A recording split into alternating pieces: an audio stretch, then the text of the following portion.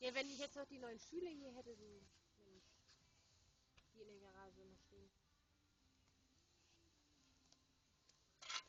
Gott sei Dank haben wir so eine schöne Feuerschale, kann nichts passieren hier. Na Sandro, was habt ihr getan gekriegt? Ich fange hier schön groß an mit Christian, Definitiv. weißt du? Hammer. Musst du leider zur Arbeit? Ist das so warm? Okay.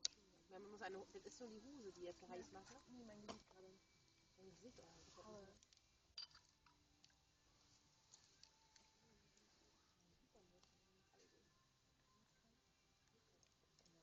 ich hab